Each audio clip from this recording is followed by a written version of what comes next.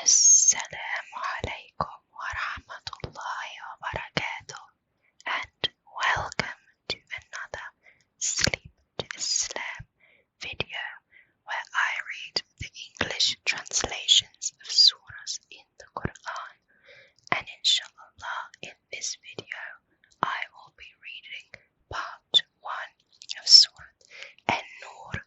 So let's just get started. Bismillahirrahmanirrahim. This is a surah which we have revealed and made its legislation obligatory. In it we have revealed clear verses so that you may take heed. As for the fornicatress and the fornicator, flog each of them 100 lashes and do not take pity in enforcing the law obtained by Allah. If ye believe in Allah and the last day, and let a party of the believers witness their punishment. The fornicator shall not marry any but a fornicatress or a mushrika, and none marries her except a fornicator or a mushrik. Such marriages are forbidden to the believers.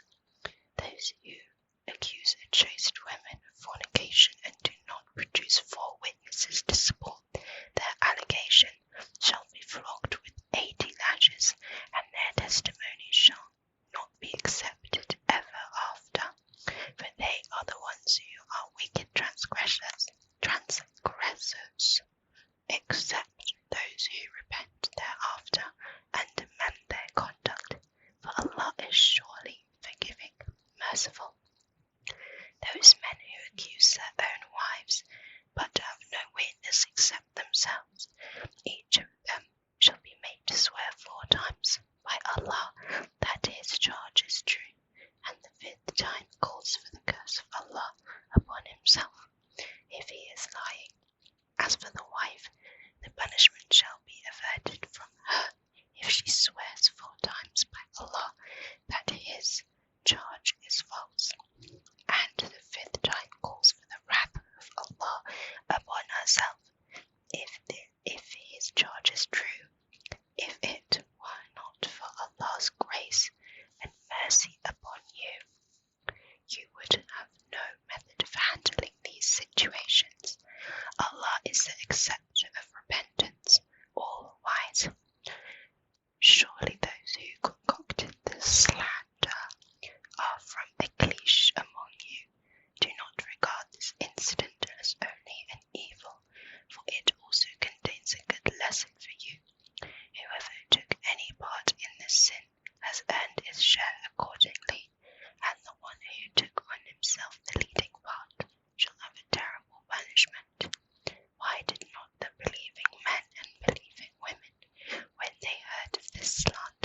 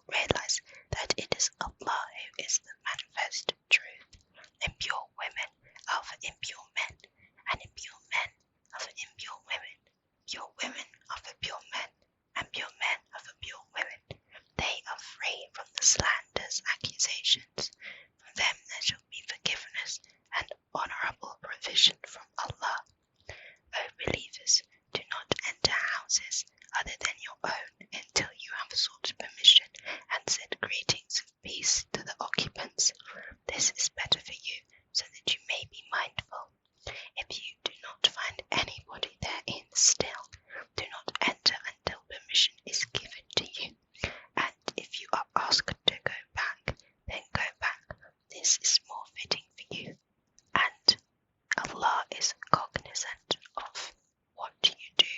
There is no blame on you if you enter houses which are not used for dwelling and which have something belonging to you.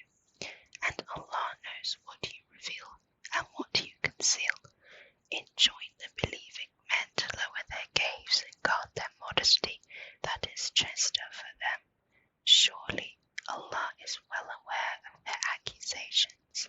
Likewise, enjoin the believing women to lower their gaze and guard their modesty, not to display their beauty and ornaments except what normally appears thereon. Let them draw their veils over their bosoms, and not display their adornment except to their husbands, their fathers-in-law, their own sons, their stepsons, their own brothers, their nephews, on either brothers' or sisters' sides, their own womenfolk, their own slaves, male attendants who lack sexual desires, or small children who have no carnal knowledge of women. Also enjoin them not to strike their feet in order to draw attention to their hidden trinkets. And, O believers, turn to Allah in repentance, all of you, about your past mistakes, so that you may attain salvation. Get the singles among you married, as well as those who are fit for marriage among your male slaves and female slaves. If they are poor, Allah will make them free from want out of His grace. For Allah has boundless resources and is all-knowing. And let those who do not find means to marry keep themselves chaste until Allah enriches them out of His bounty. As for those of your slaves who seek writing to buy out their liberty, execute the deed of liberty with them if you find them deserving, and give them some of the wealth which Allah has given you. Do not force your slave girls into prostitution for your own worldly gains, if they wish to preserve their chastity.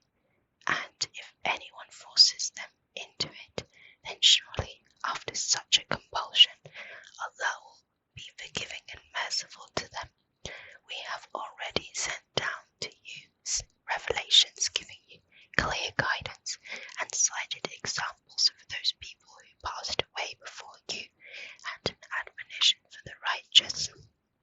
Allah is the light of the heavens and the earth.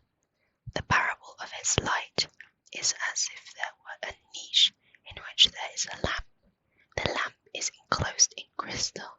The crystal is of a star-like brilliance. It is lit with the olive oil from a blessed olive tree, which is neither eastern nor western. It is very oily, would almost be luminous, though no fire touched it, as though all the means of increasing light upon light are provided. Allah guides to His light whom He pleases. Allah cites such parables to make His message